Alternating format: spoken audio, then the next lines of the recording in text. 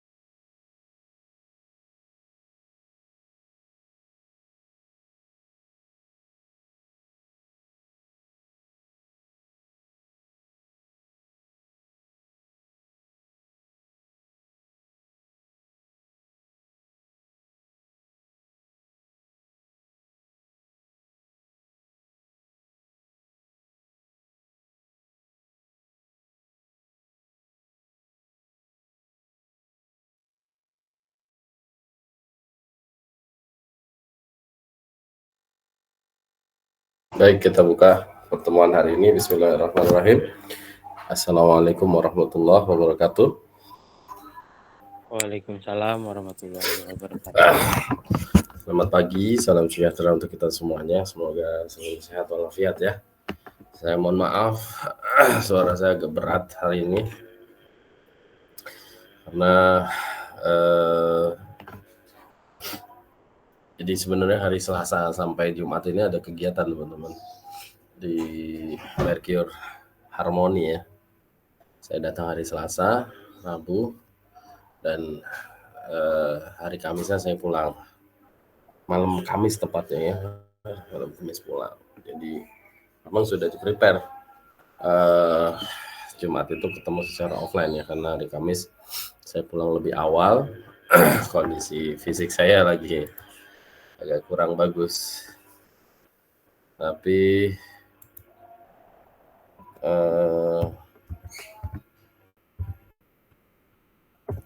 karena sebentar.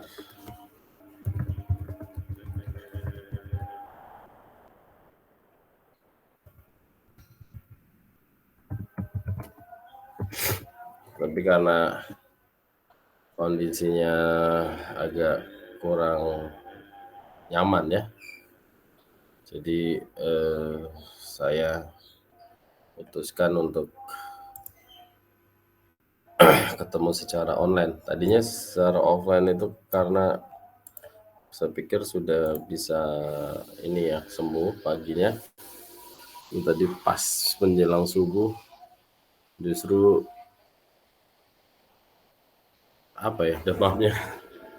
demam lagi dan flu-nya juga tak kunjung sembuh. Jadi mohon maaf sekali lagi teman-teman, kita bertemu secara online. Saya punya hutang untuk membahas dua topik pada hari ini, tapi saya akan coba percepat untuk pemahaman yang lebih baik. Bentar ya, saya ada WA, saya balas WA dulu sebentar.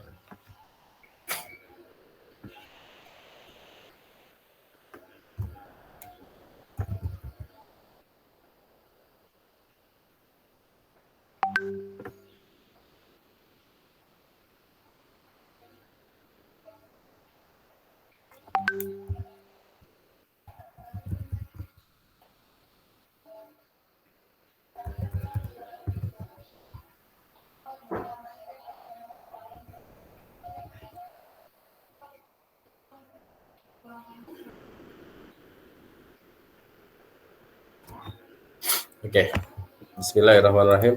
Mengawali pertemuan pada pagi hari ini kita berdoa untuk kelancaran aktiviti kita. Berdoa dipersilahkan. Bismillah.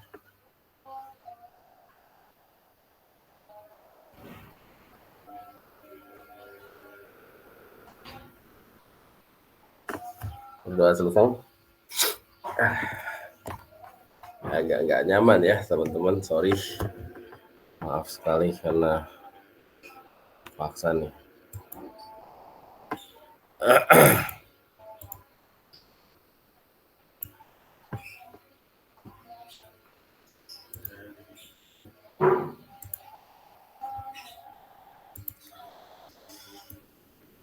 Novia, sehat Novia?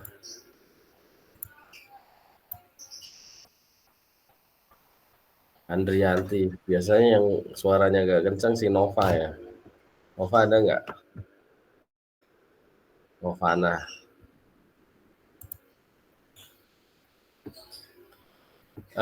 Kelihatan Mbak. Tapi suara saya Kelihatan, Pak.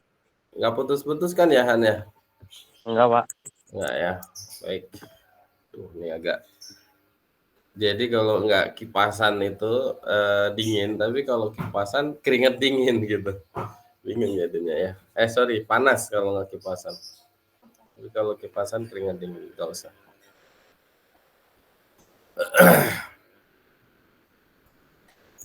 Baik, kita mulai dari refresh on packaging ya. Ini kaitannya dengan alur pekerjaan yang sedang kalian garap. Pekerjaan ini menyangkut proses yang kita harus siapkan dan teman-teman harus buat dalam bentuk output akhirnya adalah prototype. Jadi ada sedikit pergeseran tujuan ya.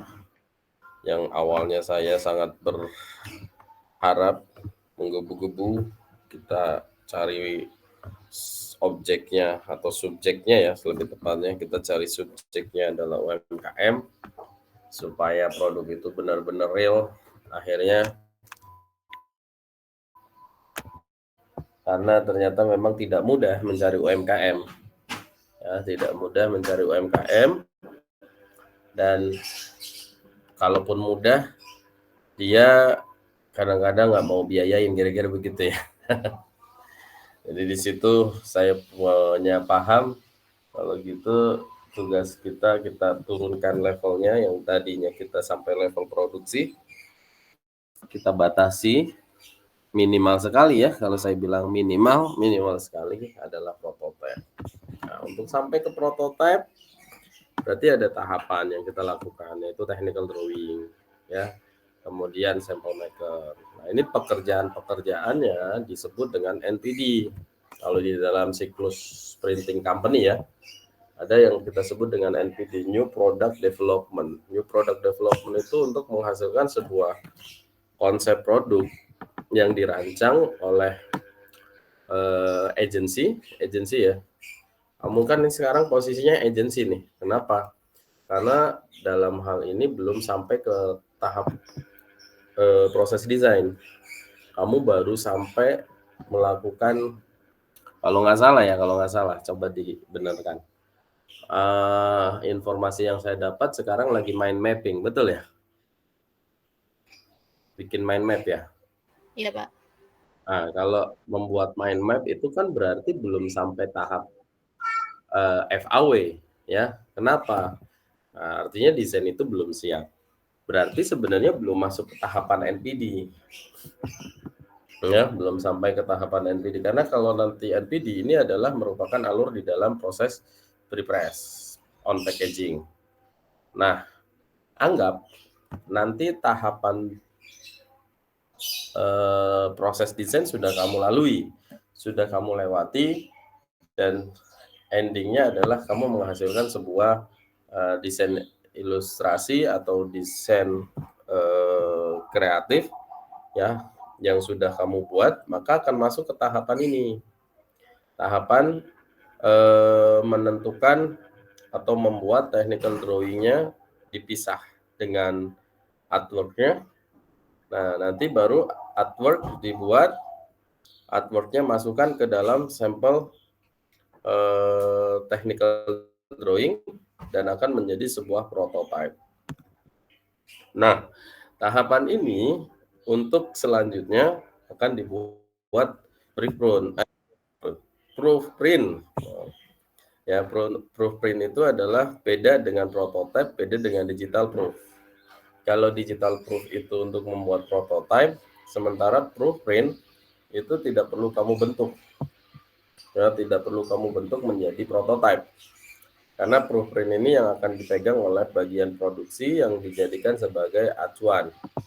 Ya, warna, layout, terutama sih warna ya, karena kita sudah bicaranya ke standar warna proofprint ini. Jadi warna yang ingin dicapai itu bagian mana, itu yang sebentar ya, itu yang harus disiapkan.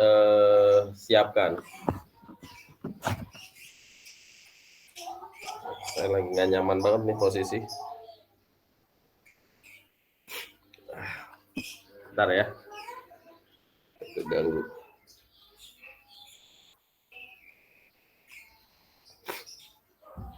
Pilek, badannya agak riang. Oke, lanjut ya. Jadi ini bedanya. Jadi teman-teman, apakah nanti sampai proofprint? Ya, tentu tidak. Kalau nanti tidak sampai dicetak ya. Jadi bentuknya nanti sampai ke prototype, bentuk cetakan. Tapi sebagai analis atau praktisi produksi, saya sih berharap juga tetap dibuat proofprint-nya. Karena proofprint ini yang nanti dijadikan acuan oleh bagian teknik layout sebenarnya. Hasil layout, apakah kemasan kamu dicetak menggunakan mesin SM52, SM74 atau mesin yang lain, dan dalam satu proses itu akan menjadi berapa kemasan. Contohnya di sini, nanti kita lihat ya. Contohnya langsung saya lompat di sini nih. Contohnya di sini, dalam satu kali cetak, ternyata kamu jadi 2 kemasan. Kenapa bisa jadi 2 kemasan? Tentunya karena sudah dikorelasi ya, korelasi dengan mesin cetak yang akan kita gunakan. Jadi image yang kita sudah buat, desain yang sudah kita buat, ukurannya udah oke, sesuai dengan technical drawing yang kita siapkan di awal. Ternyata begitu masuk mesin SM74 jadi 2 ya, berarti ada 2 kemasan. Kalau menggunakan SM52, hanya adalah SM74 atau mungkin naik lagi ke SM102. So, dalam prosesnya, di proses ini sampai dengan full up, itu memang kamu harus bikin perencanaannya walaupun tidak sampai proses pembuat plat.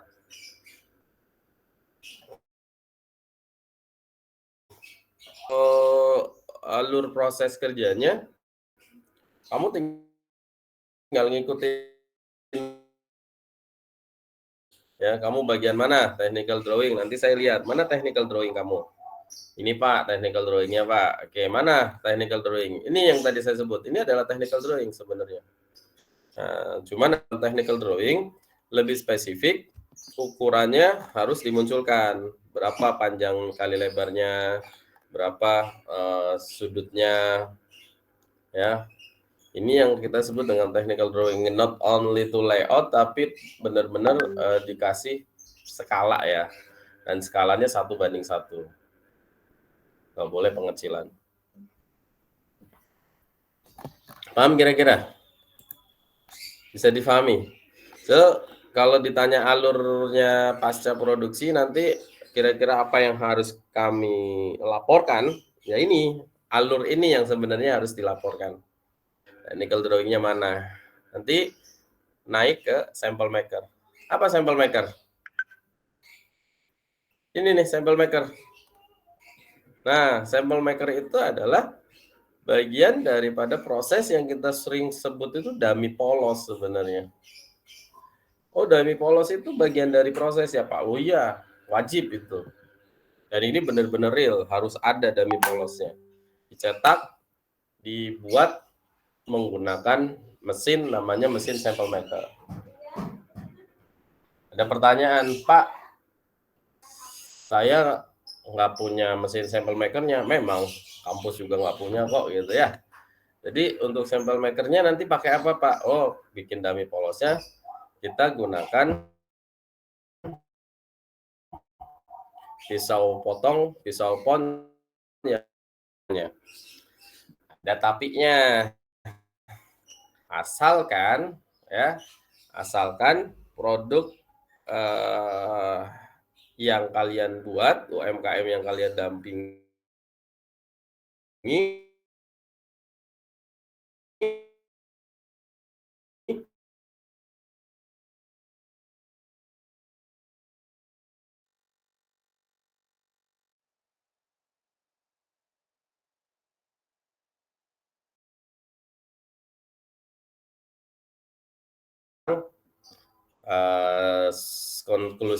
solusinya bukan kesimpulannya ya. Solusinya adalah kamu harus memotong secara manual. Jadi yang kemarin kamu potong secara manual dummy polos itu adalah bagian di dalam proses new product development, disebutnya adalah bagian sample maker. Walaupun kita membuat sampelnya menggunakan cara-cara manual. Oke. Paham kira-kira? Pak, yang desain artwork gimana, Pak? Desain artwork itu kan tugas Anda yang sudah diberikan oleh Bu Tita. Ya, Bu Tita memberikan pengalaman, membuat brief, kemudian menyusun mind map, menyusun mood board, sampai nanti menjadi sebuah hasil aktualisasi proses desainnya. Maka desain artwork ini sebenarnya irisannya ya tadi sampel maker tadi. Sampel maker yang kamu sudah buat diisi oleh desain dan desainnya harus disiapkan. Sehingga pada saat selesai artworknya ubah menjadi sebuah proses digital proof masuk ke dalam bentuk 3 dimensinya yang kita sebut dengan prototype. Jadi memang kalau mau bikin laporan, mau bikin runutan proses, cukup dengan bagian alur ini saja yang kamu ikuti. Baik, kira-kira kebayang sampai sini, silakan kalau ada pertanyaan.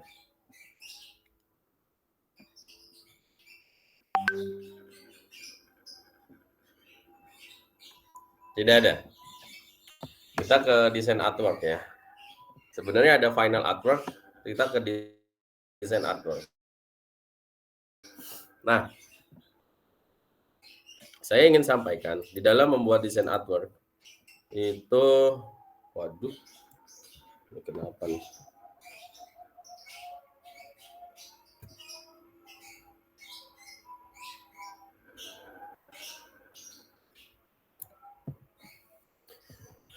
Sebentar ya. Di dalam membuat desain artwork itu kan biasanya kamu menggunakan kaidah, ini agak lemot nih ilustratornya.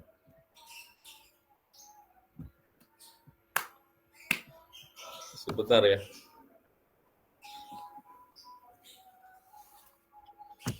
Sorry, ini lemot ya.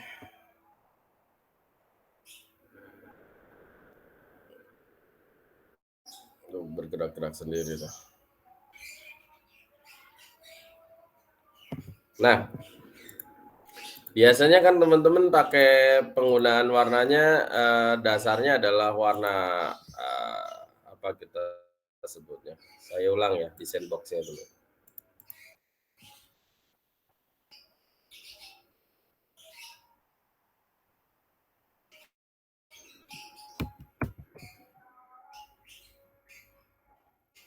Nah, mulai.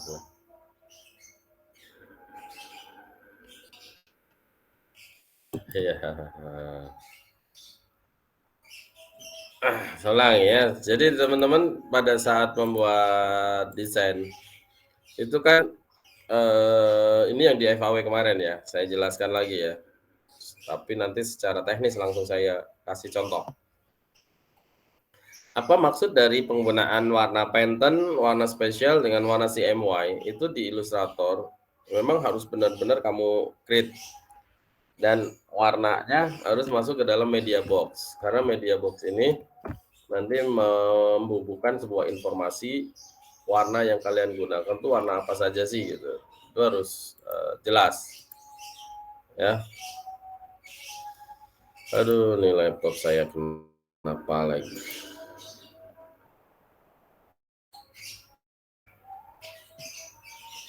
Bentar ya. Kalau kata orang laptopnya minta tuker tambah ya.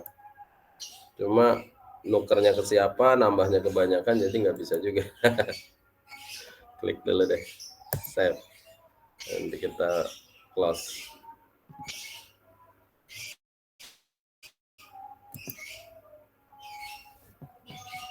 Nah, dari sini yang kemarin kita sudah jelaskan di FAW itu kan ada penggunaan warna yang kita sebut dengan Pantone, ada sebut warna separasi. Nah, nanti dipastikan warna yang kalian gunakan itu apakah murni separasi atau nanti memang kita mau pakai warna Pantone gitu. Nanti kita lihat di Illustrator bisa Pak? Oh bisa dong, ya kan?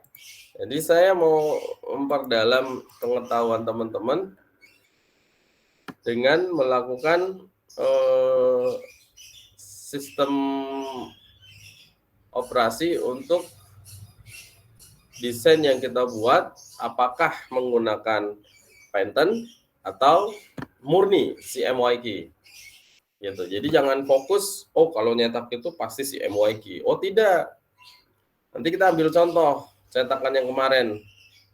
Ya, cetakan yang Pak Saiful bikin ya, yang kita buat yang kemarin dibentuk menjadi paper bag ya atau menjadi bentuk lain itu kita close dulu nih. Ini berat banget soalnya.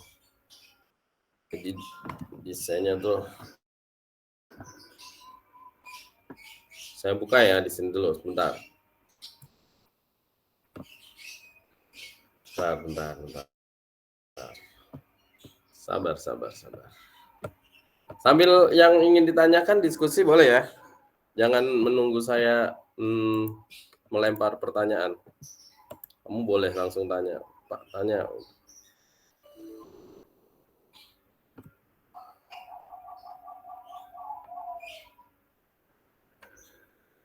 Di filenya mau saya kirim nih untuk dicetak, cuman ternyata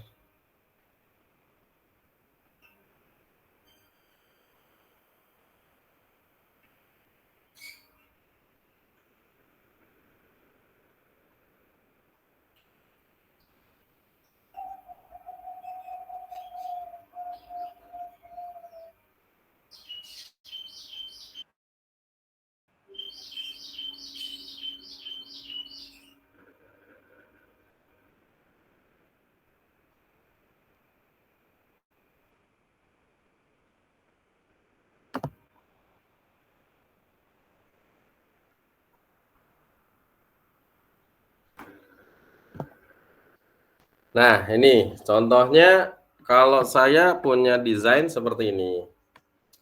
Ya, ini kan ada warna hijau, ada warna hijau ini itu adalah duanya warna apa namanya kita sebut warna bentar. Ya, dua-duanya itu kan warnanya adalah CMYK. Tapi satu ketika karena dua-duanya CMYK, maka ada potensi kalau saya ambil contoh ya, saya ambil contohnya hijaunya yang ini harus tercapai. Warna lain gimana? Ini kan ada warna lain juga, warna hijau yang ini. kalau salah satu menjadi mandatori tahu ya, itu boleh berubah.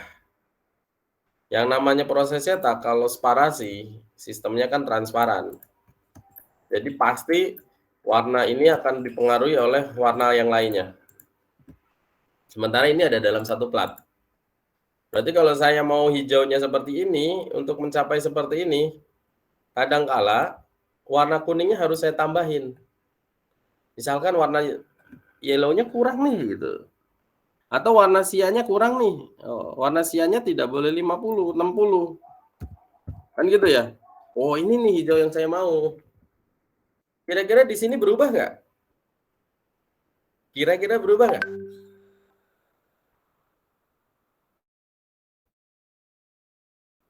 Berubah nggak? Lang. Ini tadi 50. Dia mau hijau yang ini kita tambah 50 warna siannya. Berarti kan berubah 10% kan? Hijau di sini berubah nggak? Halo? Berubah, Pak. Belum nggak? Belum nggak? Atau sudah paham maksud saya?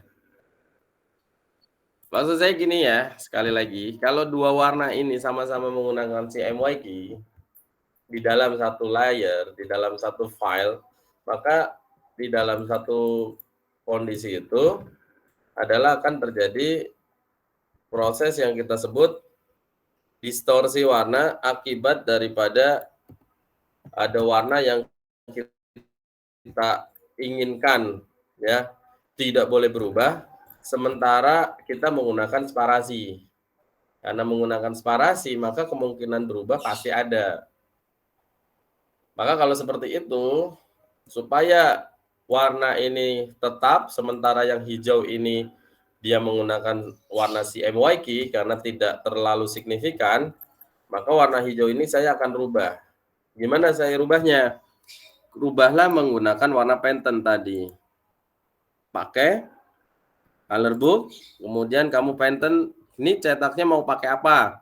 Misalkan ini stiker coated paper. Oh, kalau coated paper, maka kita akan cari warna. Ya, warna yang seperti ini nih, hijau seperti ini nih ya. Hijau seperti ini, kira-kira Pantone-nya Pantone berapa? Kan gitu ya. Kamu bisa cari di sini.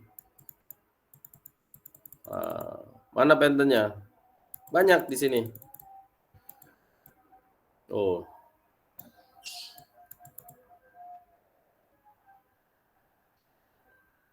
Nah, yang mana kira-kira? Nanti kamu bisa cari supaya hijaunya menggunakan hijau yang tidak berubah. Ini contoh ya, contoh aja contoh. Nah, ini Pantone ya. Nah, gimana hijaunya? Berarti pakai hijau Pantone. Pantone berapa di sini? Ada yang tahu nggak Pantone berapa? Saya ulang ya, saya ulang. Ini kayaknya belum paham. Aduh. Mudah-mudahan paham lah. Paham Pak, ya lah gitu doang gitu ya. Saya suka nih kalau kamu udah bilang gitu doang gitu ya. Ini warna hijau, mandatory. Begitu hijau ini kita mau atur supaya warnanya tercapai, ini kan hijau ini akan pengaruh juga ya. Karena akan berpengaruh, maka saya putuskan hijau di sini pakai Pantone. Maka saya pilih Pantone mana yang paling mendekati dengan itu. Oh, saya pilih ini aja. Sama nggak kira-kira? Enggak Pak, nggak sama. Kita cari Pantone yang sama, yang mana? Yang ini? Oh tidak. Yang ini? Gimana yang ini kira-kira? Sama, Pak. Hampir sama ya? Sama, Pak. Oke. Ya, hampir sama lah. Mata kita kelihatannya sama kok gitu ya. Ya, sedikit sekali ya gapnya ya. Artinya hijau ini kita fokus. Oke, kalau yang ini berarti saya pakai Pantone. Kamu tulis di sini. Pantone 1578C. Begitu saya ganti di sini, dia ikut warna Pantone. Klik. Nah, berarti dalam desain ini itu ada berapa warna? Kira-kira ada berapa warna? Ada berapa warna? Ada Ada 4. 4 plus 1. Kok 4 plus 1, Pak? Iya, karena warna di sini hijaunya masih cyan, magenta, yellow, black. Sementara hijau di sini dia pakai Pantone. Berarti di sini 5 warna. Paham sampai sini? Iya, Pak, paham, Pak. Oke. Lanjut sekarang. Kalau gitu, Pak, ya, kalau seperti itu, berarti untuk memudahkan saya dalam melakukan proses cetak, kan balik lagi ke sini. Tuh. Ini kan harus ada media box. Nah, media box itu informasi bahwa warna yang saya gunakan itu cyan, magenta, yellow, black. Kemudian ada Pantone yang saya gunakan. Nah, Pantone ini saya akan kasih keterangan. Saya akan kasih keterangan. Tadi Pantone-nya apa? Misalkan di sini ya. Kita cek Pantone P157 strip 8. Ini nggak bisa di-copy lagi. Nama Pantone-nya. P157 strip 8. Tulis di sini, Mbak. P Pantone 157 strip 8 C karena kotak kayaknya itu. Ini nih. Nah, untuk apa sebenarnya informasi ini loh? Untuk apa? Sekarang pertanyaan lagi. Kalau kamu jadi percetakan, kira-kira kamu mau nggak beli tintanya beneran Pantone? Kamu pakai warna Pantone atau mau ngakal-ngakalin? Mau ngakal-ngakalin atau pakai Pantone? Kayaknya Ngakal-ngakalin lebih murah, Pak. Alasan lebih murah itu prinsip, ya kan? Oh, karena pakai si MYK kan katanya lebih murah, Pak. Kita lihat yang di sini. Ya kan, color guide-nya.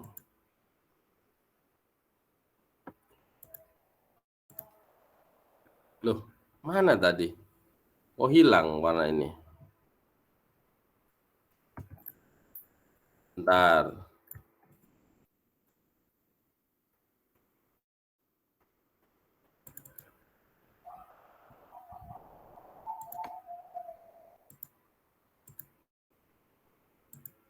Kok cuman single nih?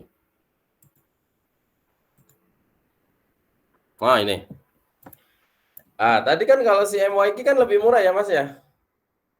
Karena si MYK lebih murah, maka saya pakai si MYK saja deh gitu. Sebenarnya teman-teman, nggak harus kamu menggunakan si MYK atau harus pakai si MYK ya. Itu prinsip. Tapi ada beberapa hal yang teman-teman mungkin bisa lakukan adalah kita tinggal formulasinya kita lihat. Di sini ada keterangan bahwa P157 strip 8C ini kan warna Pantone yang kita nggak tahu formulasinya apa. Kira-kira yang tahu siapa? Yang tahu siapa untuk menghasilkan P157 8C? Siapa, Mas? Yang tahu, yang tahu. Yang jelas pabrik. Orang dari Pantone, Pak. Pabrik tintanya yang dia sudah beli formulasi dari Pantone. Jadi sebenarnya Pantone itu membuat formulasi P157 8C itu dengan kandungan cyannya ada berapa, ya, magentanya ada berapa, ya itu kita nggak tahu gitu. Tapi karena teman-teman pengen irit kan gitu ya, pengen irit, jadi teman-teman cari tahu. Begitu cari tahu, ternyata untuk menghasilkan P157 8C itu butuh yellow 100, cyannya 50,2. Maka teman-teman bikin formulasinya di sini. Ya, C berapa tadi? 100. Terus 52, Pak. magenta ya? Cyan ya. Cyannya 52, yellow-nya yang 100, sorry.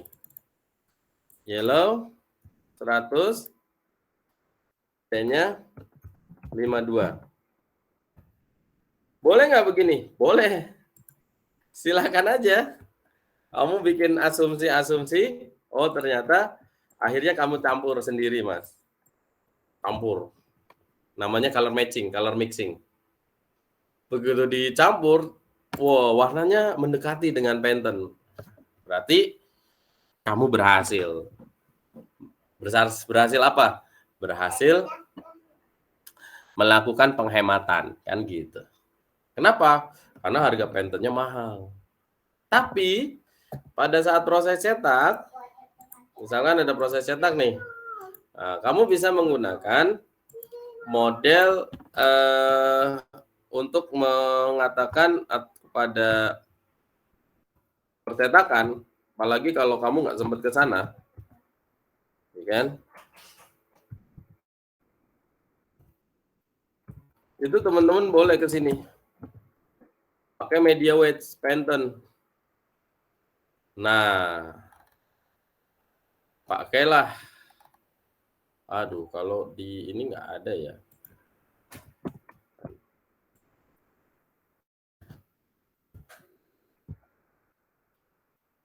Nah, ini yang kita sebut dengan media weights. Ya.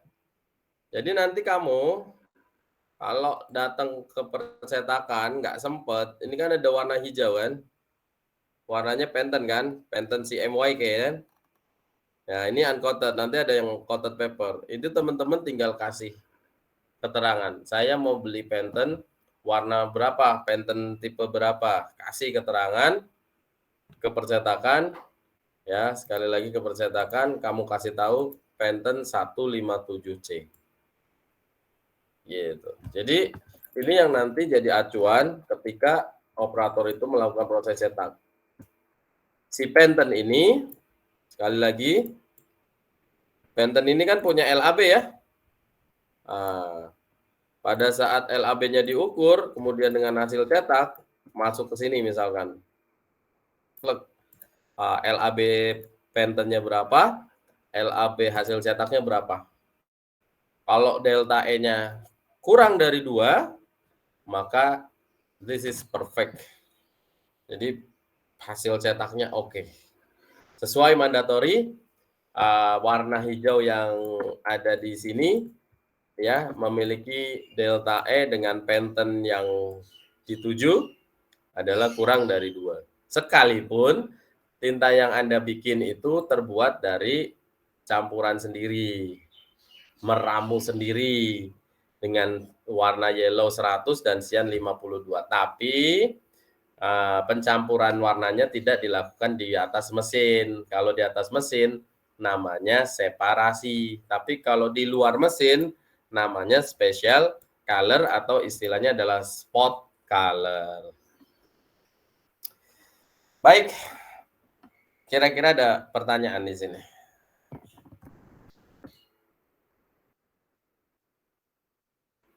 Aman. Nanti kalau save sama tadi media weights-nya dia harus ada ya, save PDF misalkan ya, save.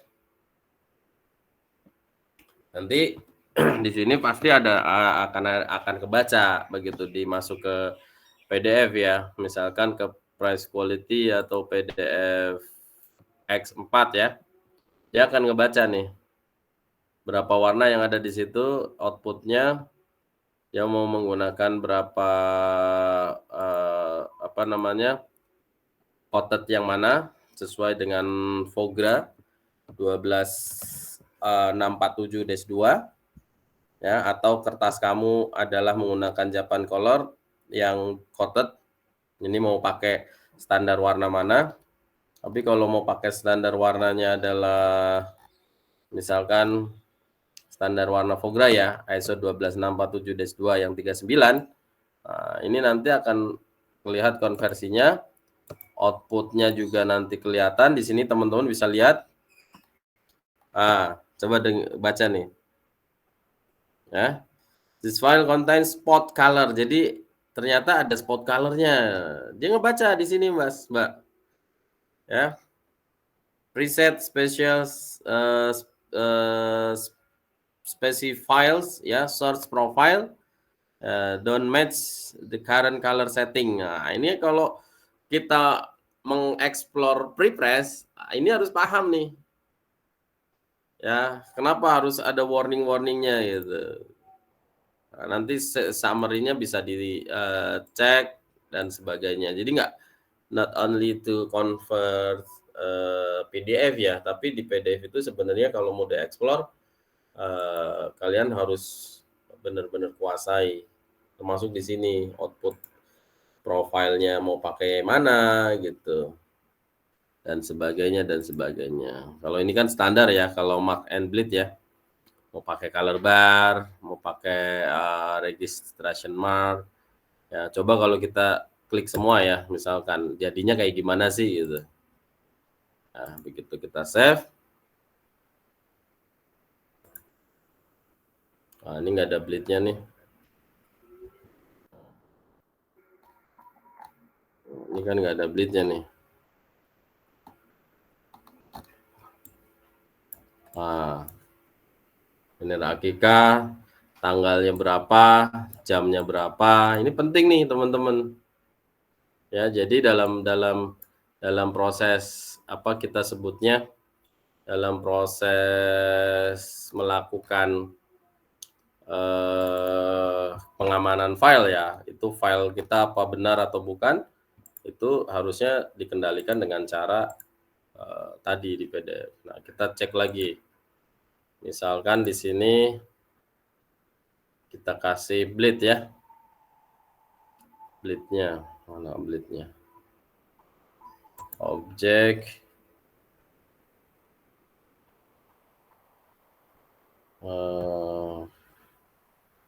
Mana tadi bleed?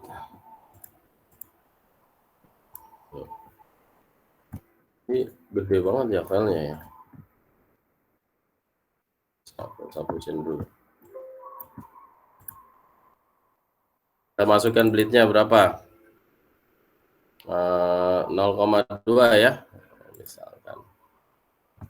Kecilan nggak? Kecilan ya. Kalau ini banner nih.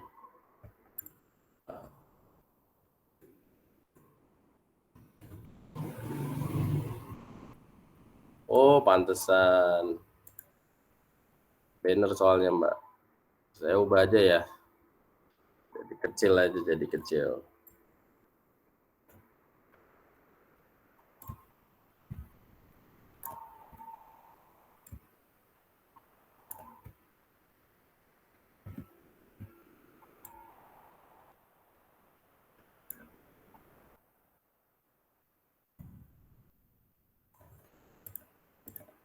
Jadi teman-teman, nah walaupun kelihatannya ini bukan pekerjaan, ini mau tanggung jawab kita Pak. Iya, ini tanggung jawab teman-teman nih memastikan bahwa file yang teman-teman proses itu adalah benar gitu, tidak terjadi proses yang salah gitu. Ini contoh. Ada bleednya, kita tambahin bleednya 0,3 atau 3 mili. Kita tambahkan lagi. Oke. Kita save lagi ya. Akan seperti apa. PDF. Tes aja tes. Oke.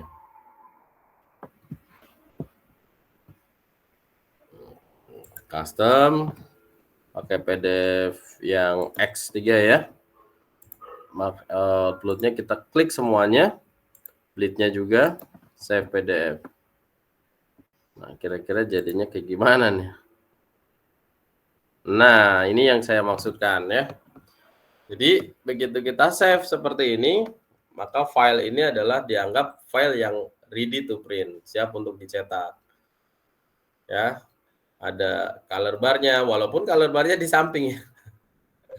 Color bar-nya di samping, dan ini trapping-nya. Kalian bisa lihat di sini trapping-nya nggak ada RGB ya, RGB. Dia nggak akan ngebaca warna yang tadi teman-teman gunakan. Padahal di sini ada warna apa tadi? Ada warna Pantone-nya. Nah, sementara di di PDF teman-teman itu dia nggak kebaca ya, warna Pantone atau ada warna apa saja. Nah, ini penting supaya apa? Supaya pada saat dicetak, karena kalau mau gunakan warna khusus ya media box-nya harus disiapkan. Oke. Nah, ini penting juga nih informasi. 15 12 2003 2023 waktunya jam 10.18.24. Baik. Kira-kira ada pertanyaan sampai sini? Tidak ada? Aman, terkendali? Insya Allah, Pak. Oke. Nah, ini yang full up tadi kaitannya kamu mau jadi berapa kemasan dalam satu kali cetak, tergantung mesin yang digunakan.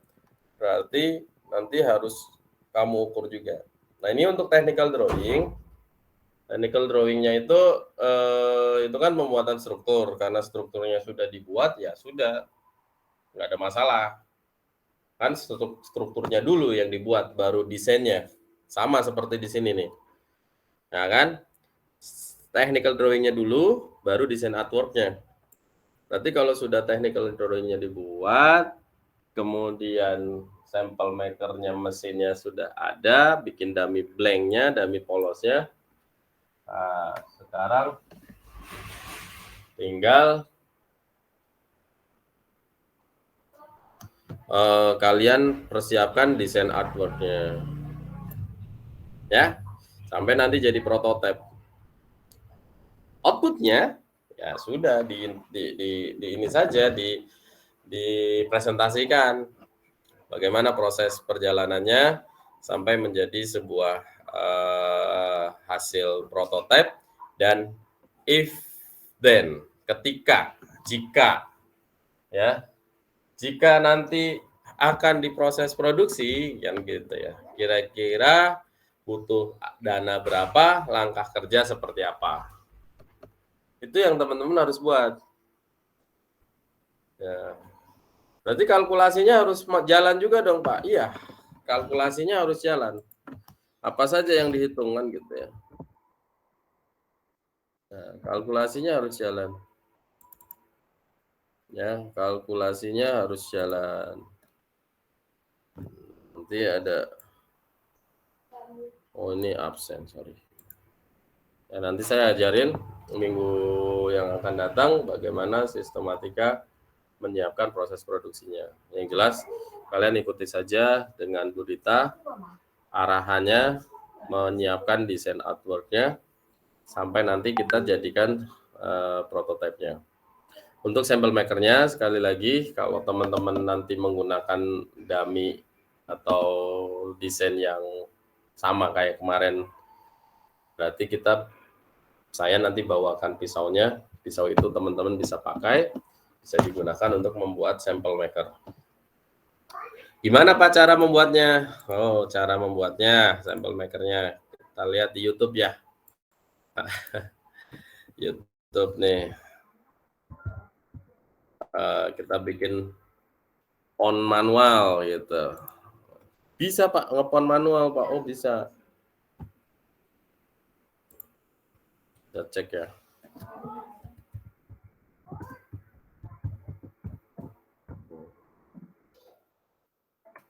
Nah, ini contoh font manual nih. Gimana caranya font manual? Nggak pakai mesin, Pak? Nggak pakai mesin. Yang penting ada pisaunya kan? Kalau yang ada mesinnya kan nanti mesinnya seperti ini ya. Nanti kita bahas die cut-nya. Kita yang manual aja, yang lihat yang manual. Bentar.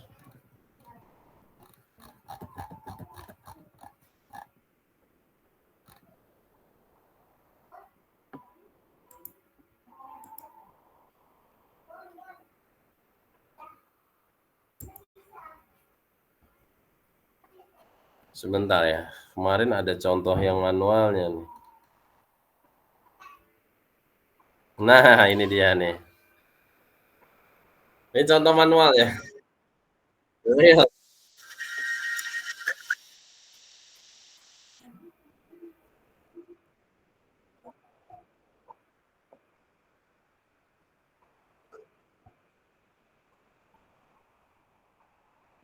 Nah, ini kamu lihat ya. Ini ada palu, godam. Palunya bukan palu besi ya. Ini palunya pakai apa sih namanya? Bahan itu kali ya. Tadi ini kecil-kecil. Punya kita kan gede, nggak apa-apa. Nanti kita bentangkan di atas pisaunya.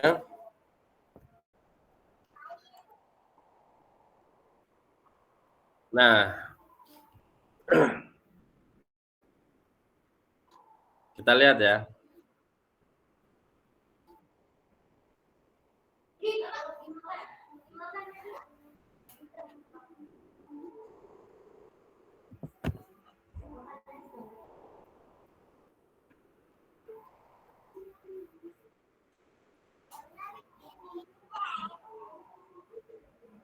Nilon nih.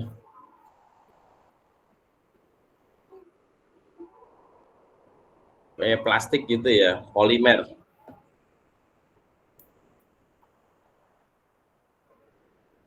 Katanya kalau nggak ada papannya yang nilon boleh pakai kayu aja nggak apa-apa.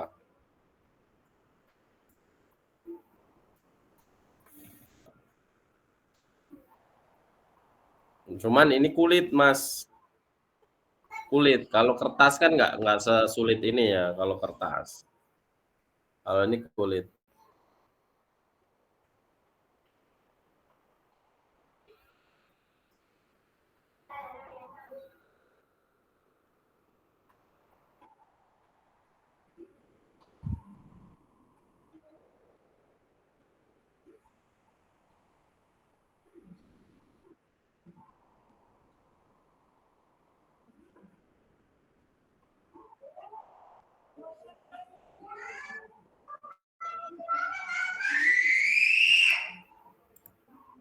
Nah ini manual, ketinggalan di situ ya. Ini kulit. Ini contoh ya, contoh sederhana, paling sederhana yang bisa kita lakukan untuk membuat sampel maker atau dummy polos.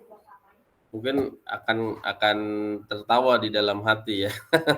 Cuman ya, memang keterbatasan kita nggak punya alatnya, ya sudah kita pakai kesederhanaan kita aja gitu.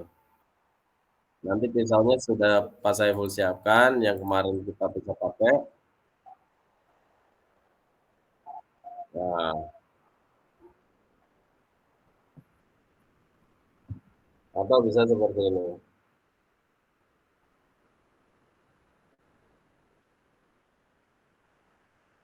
Ya,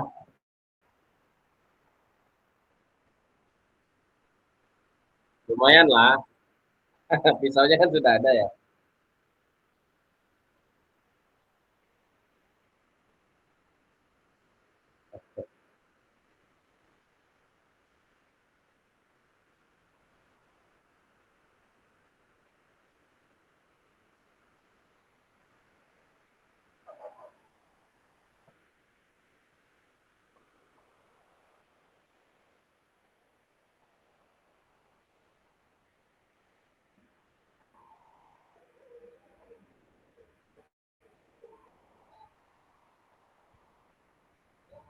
Ini duplex.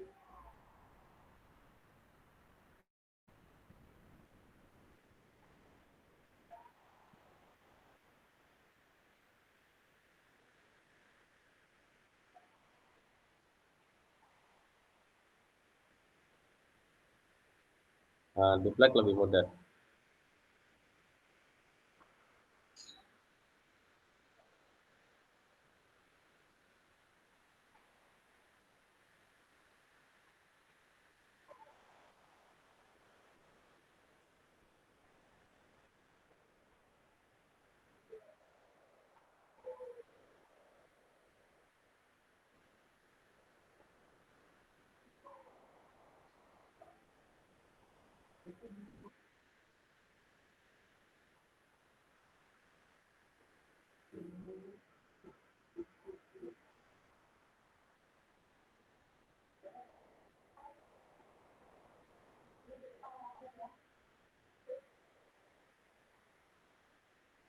Nah,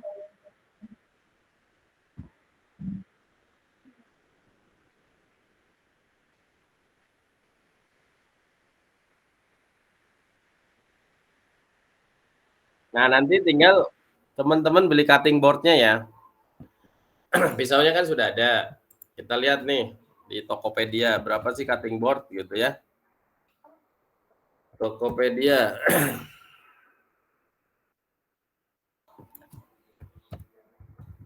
Cutting board. Ada nggak cutting board?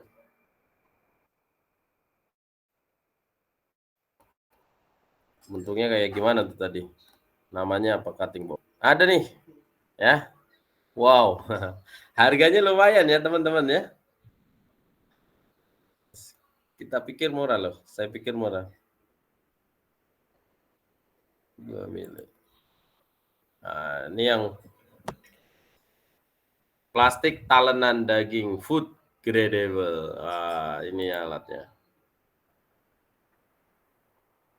Ketok, ketok, ketok. Gimana? Ada komen nggak? Saya butuh komen nih sebenarnya. Kalau misal itu kan cutting boardnya pakai plastik ya Pak ya. Kalau misalkan kayak pakai kayu gitu Pak yang biar lebih murah gitu, kira-kira bisa gak sih Pak? Bisa sih, bisa. Cuman dampaknya adalah pisaunya lebih cepat tumpul aja sih Mbak. Gitu. Tapi boleh, nggak apa-apa. Ya, daripada beli ini mahal. Nanti saya mau masukkan ini deh, mau masukkan ke pengadaan. Minta sama Bu Murieti. Minta sama Bu Murieti. Sebentar saya balas WA dulu ya. 45. Ya, silakan sambil nanya. Itu cutting boardnya itu tuh harus sesuai panjang lebarnya sama bahan yang kita punya Pak. Enggak, cutting boardnya kan tadi sekecil-kecil aja Mbak. Kalau lihat di sini kan, tuh cutting boardnya kecil kan? Ya, yang penting kan dia bergeser. Yang penting papan kita kan gede banget ya Mbak ya. Papan kita kan gede. Karena kan polanya memang untuk kemasan. Tinggal digeser aja. Cutting boardnya yang kita geser. Ngikutin pisaunya. Gitu. Cuman kalau bentuknya udah gede lebih gampang ya. Kalau bentuknya gede kan. Kayak di sini kan kalau teman-teman perhatikan yang dia potong di ini tuh. Cutting boardnya kan tetap kecil tuh Mbak ya. Ya kan? Iya Pak. Oh, tetap kecil dia.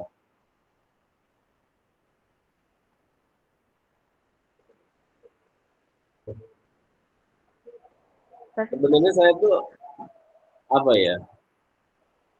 Agak miris. Saya itu agak miris sebenarnya. Karena kita nggak punya alatnya aja sih sebenarnya. Jadi gimana ya? Agak susah praktikumnya. Tapi kita manfaatkan keterbatasan aja lah. Ya, kita manfaatkan keterbatasan. Insya Allah dengan membuat sampel makernya dengan pisau yang sebenarnya itu akan lebih mudah, hasilnya lebih presisi, lebih tepat karena sudah sesuai dengan bentuk aslinya. Tinggal kalian explore desain artwork-nya itu. Clear kira-kira? Aman? Oke Pak, makasih. Sama-sama. Nanti kita praktekin ya. Minggu depan saya mudah-mudahan doain saya sehat dan tidak bentrok ya acara kegiatan di luar.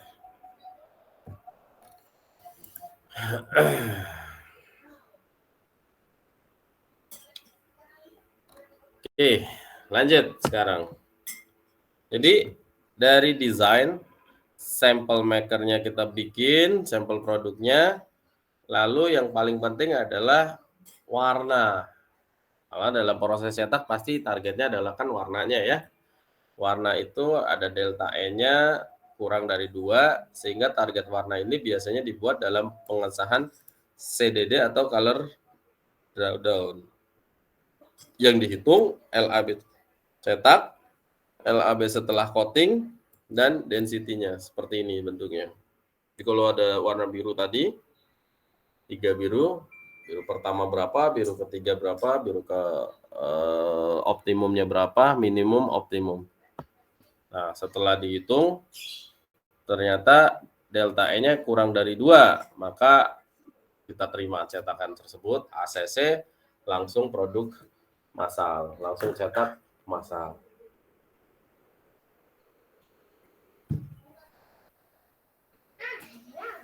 Begitu kira-kira. Ada pertanyaan lagi, silakan.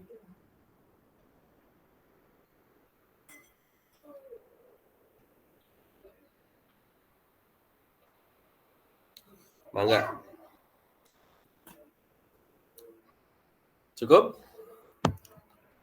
Nah, kesimpulan, technical drawing dalam pembuatannya harus sesuai dengan ukuran, posisinya, pisaunya, dan sebagainya, karena ini nanti akan dieksekusi menjadi sebuah pisau, maka technical drawingnya harus pas.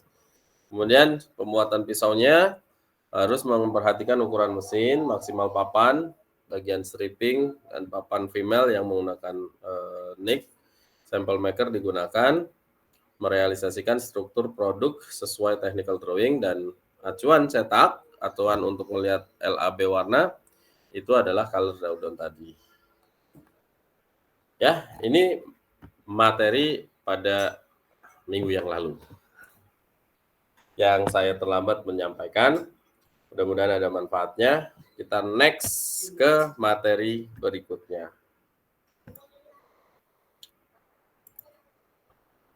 Kita lihat yang berikutnya ya. Nggak banyak materinya. Oke.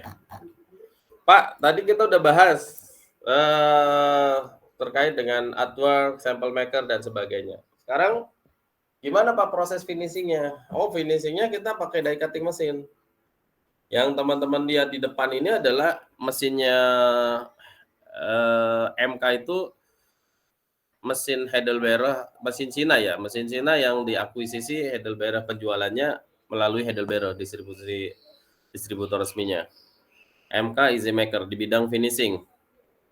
Ya, ini adalah papan acuannya yang kita sebut dengan die making, die cutting pons-nya mesinnya. Kemudian ini adalah RAM-nya. Ini RAM-nya. Nah, kita akan lihat bagaimana sih prosesnya. Prosesnya adalah pertama pisau itu harus terbuat, harus ada di papan acuan, yang mana papan ini terbuat dari multiplex. Kemudian tebalnya sampai 12 lapisan. Kemudian ketebalan multiplexnya adalah sekitar 18 mili. Di mana lembaran kayu digunakan tidak boleh memakai kayu yang lunak, dan papan multiplex itu harus benar-benar siku. Kenapa harus siku, Pak? Di sini sebenarnya jawabannya. Ini ada ram, bingkai terbuat dari besi. Ini acuan akan dipasang di sini. Karena dipasang di sini, maka dia harus siku. Karena ramnya juga merupakan bentuk panjang kali lebar yang posisinya siku. Ya. Ini yang dimaksudkan kenapa harus siku. Kemudian dari papan ini kita punya pisau di atasnya. Pisau potong, pisau perforasi, pisau reel. Ya, pisau potongnya itu terbuat dari baja, tebalnya adalah 2 poin, 0,7 mili, dan tingginya sekitar 23,8. Ya, memiliki mata pisau dan ketajaman yang rata, daya tahan baik terhadap tekanan yang tinggi terutama pada mata pisaunya. Fungsi perforasi itu pisau juga, cuma membentuk garis putus-putus. Baik, untuk pisau reel, ini adalah pisau garis lekuknya. Jadi kalau yang di sini kita bisa lihat, ini nanti ada pisau reelnya mana, pisau ponnya mana, pisau potongnya mana, pisau reelnya mana, perforasinya ada nggak? Gitu. Nanti dalam technical drawing, bedanya adalah harus ada dimensinya. Ukurannya berapa, panjangnya berapa, lebar berapa, nanti ada keterangan warna merah itu apa, warna hitam itu apa, dan seterusnya. Itu technical drawing. Tuh ya. Nah ini untuk pisaunya, bentuknya. Perforasi, ini pisau reel. Cuma yang membedakan dari pisau potong, perforasi, dan reel itu yang paling berbeda pengaturannya, penyetelannya itu adalah pisau reel.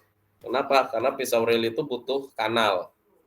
Kanal itu adalah untuk menentukan lebar daripada jejak lipat. Ya, jejak lipatnya harus apa namanya? Harus sama.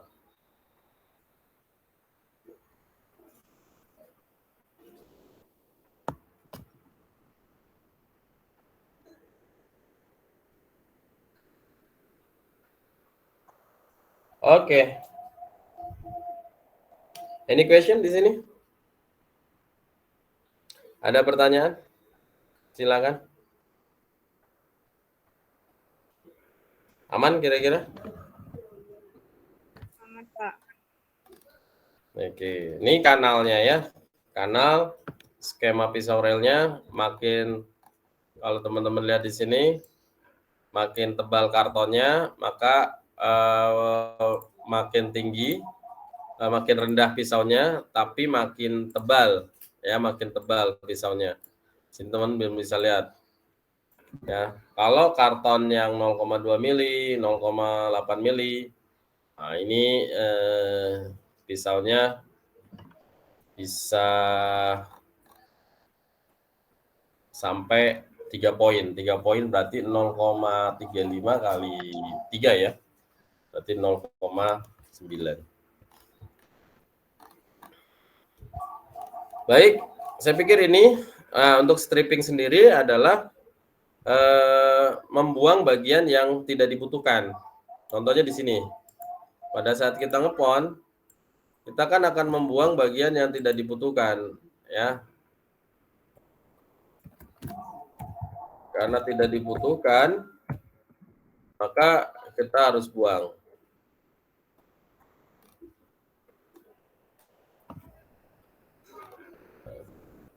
Ini juga manual ya. Cara membuat pisau pon manual.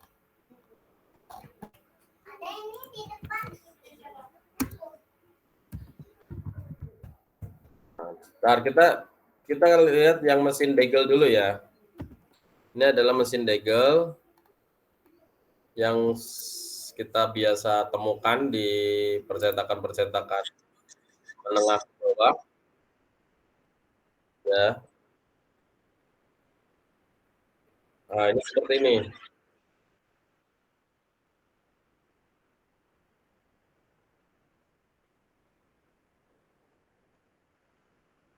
Ini mesinnya harganya di atas 20 juta ya, Mbak. 20 juta sampai 40 lah. Ada yang 270 juga ada. Ini ngepon namanya. Ongkos minimnya sekitar 60 sampai 75 per 500. Nah, ini kalau teman-teman perhatikan, ini masih utuh. Sebenarnya kenapa masih utuh? Karena ada bagian pisau yang dilukai atau dibikin nik. Sehingga ini tidak terpotong bagian sampahnya. Ini nanti harus dipotong manual. Nah, kalau di mesin yang high technology, ya itu akan dibuang secara otomatis. Ini penyetelannya nih. Penyetelannya lumayan, butuh waktu.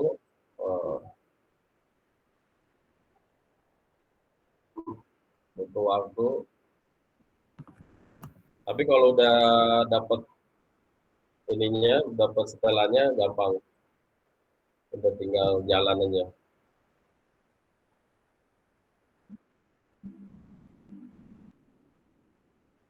ini nggak langsung hilang ya, nggak langsung copot.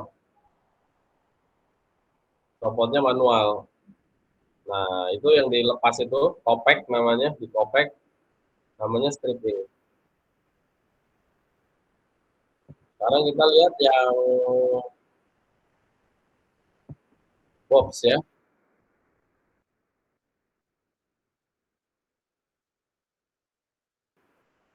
Nah, ini yang ada unit strippingnya. Kalau udah bicara mesin industri ya. Oh.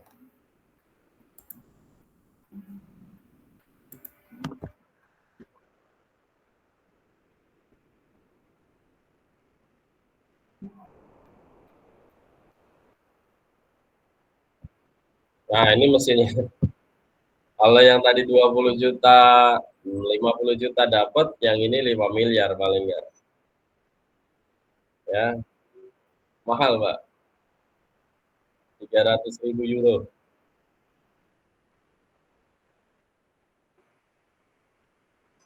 Ya, sistem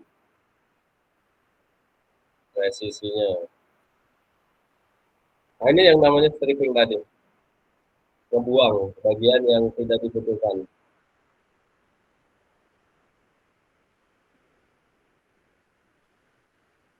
Speednya juga high speed. Stripping, blanking. Stripping and blanking.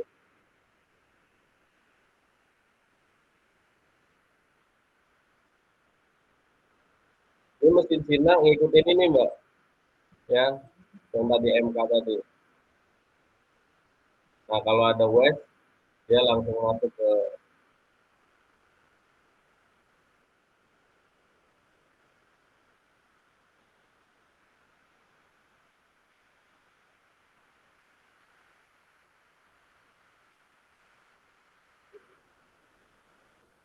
ya, keluar langsung jadi. Ya, ya ada harga ada rupa lah ya. Ini teknologi. Syaratnya satu, pengguna teknologi itu apa syaratnya? Pengguna teknologi itu syaratnya satu. Apa? Apa, Mas? Mbak? Syaratnya apa? Syaratnya punya duit. Ya, jadi kalau ada duitnya investasi gitu ya. Cuman kalau dia dalam bisnis printing, yang paling penting itu adalah connectivity-nya. Ya, ada kerjaannya, baru kita bicara proses produksinya. Baik, aman kira-kira? Cukup ya? Aman, Pak. Aman. Mahathir sehat ya, Mahathir ya. Sehat, Pak. Selalu Mahathir.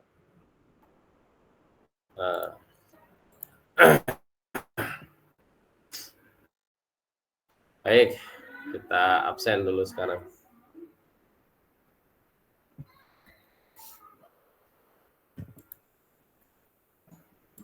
Yang mau tanya silakan ya. Nanti saya minta update pekerjaannya sampai sejauh mana. Mungkin minggu depan kita per kelompok ya. Saya tanya satu-satu, prosesnya udah sampai mana, ada kendala apa.